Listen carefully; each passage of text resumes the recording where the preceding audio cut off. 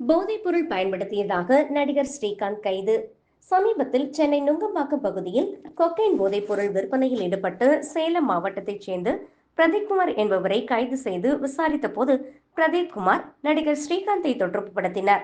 பிரதீப் பிரசாத்துக்கு 40 முறைக்கு மேல் போதைப் பொருள் சப்ளை செய்ததாகவும் 5 லட்சத்திற்கு மேல் சம்பாதித்ததாகவும் கூறினார்.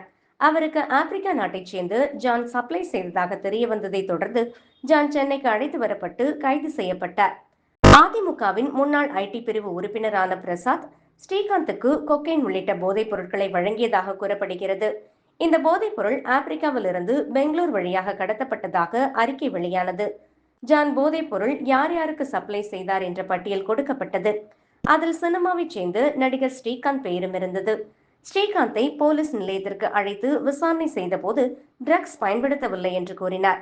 ஆனால் அவருக்கு போதைப் பொருள் அடிக்கடி சப்ளை செய்வதாக ஜான் கூறினார். சந்தேகமடைந்த போலீசார் சாலை கிராமத்தில் உள்ள ஸ்ரீகாந்தின் வீட்டை சோதனையிட்டதில் எதுவும் சிக்கவில்லை. அதன் பிறகு அவருடைய ரத்தம் பரிசோதனைக்கு அனுப்பப்பட்டது. பரிசோதனையில் ஸ்ரீகாந்த் கொக்கைன் பயன்படுத்தியது கண்டுபிடிக்கப்பட்டது. ஸ்ரீகாந்த் 1 கிராம் கொக்கைனை 12,000க்கு வாங்கியதாக தெரிய வந்துள்ளது. ஸ்ரீகாந்தை கைது செய்து போலீசார் விசாரணை செய்து வருகின்றனர். ஸ்ரீகாந்த் ஆன்லைன் மூலமாகவும் நேரடியாகவும் போதைப்பொருள் வாங்கியிருப்பது தெரிய வந்தது.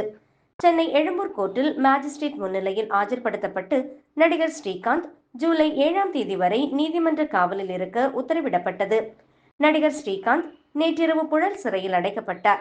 முதல் வகுப்பு வேண்டுமென்று கேட்டவருக்கு முதல் வகுப்பு அறை கொடுக்கப்பட்டது. ஸ்ரீகாந்த் போதைப்பொருள் வழக்கில் கைது செய்யப்பட்ட தகவல் திரையுலகினரை அதிர்ச்சியில் ஆழ்த்தியது.